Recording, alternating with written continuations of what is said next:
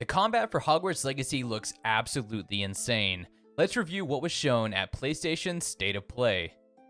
Hey everyone, Blake here and welcome back for another video. Your studies at Hogwarts will help you overcome the mysteries and dangers that lurk beyond, and even within the walls of the castle. As you learn from your professors and classmates, you'll gain new spells and abilities to use in combat and puzzles throughout Hogwarts Legacy, says community manager Chandler Wood on the PlayStation blog post. You're able to build your character based on what spells you are wanting to use. Do you like to play aggressive in games? Well, you can use spells like Accio to pull your foes close before blasting them with a damage spell like Incendio.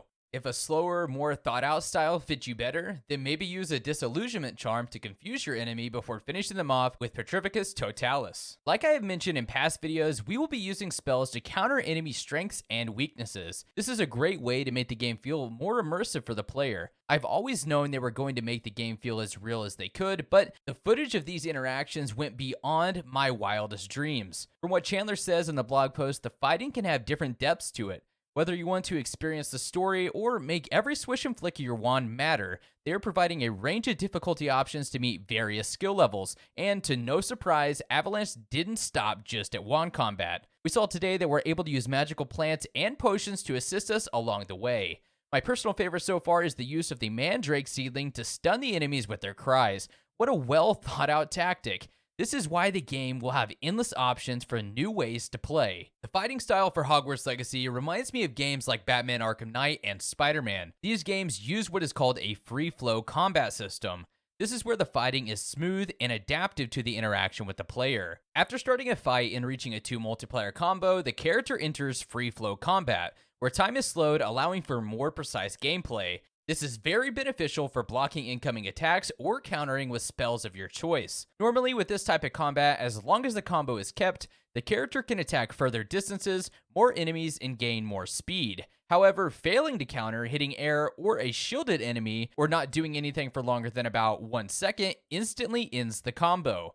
Combat is going to be very prevalent within Hogwarts Legacy, seeing that you are a student who knows and has the ability to cast ancient magic. This will put you up against the Goblin Rebellion led by a villain named Ranrock, aided by many dark wizards ran by Victor Rookwood. This is probably where you'll have to make the choice to use your power for the greater good, or yield to the temptation of using your power for something more sinister. We saw many spells used, but the one that stood out to me the most was the Killing Curse of Vada Kedavra.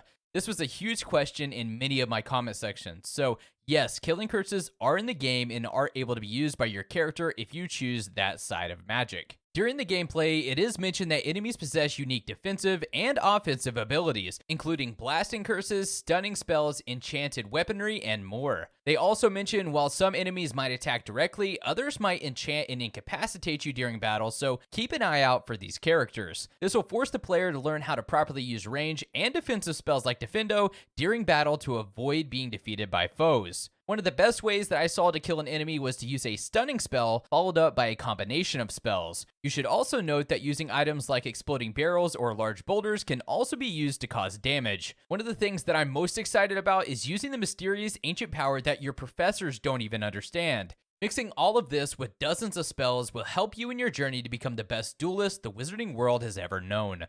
Although we don't have a full list of spells, one can imagine that most of the popular spells will be able to be used.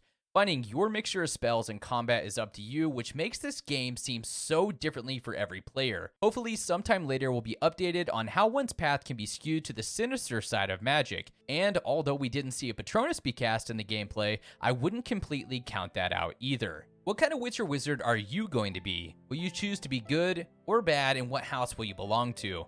I would love to know, so let me know in the comments down below. I think on my first playthrough, I'll be a good wizard and play through the story in Slytherin. Once I've completed this, it will be free reign on my evil ways in the wizarding world.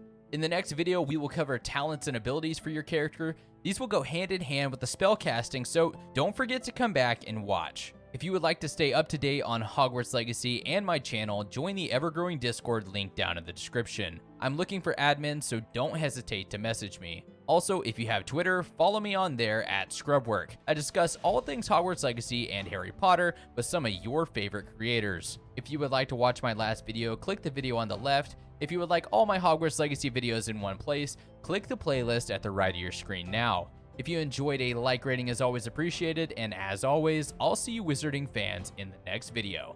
Have a great day.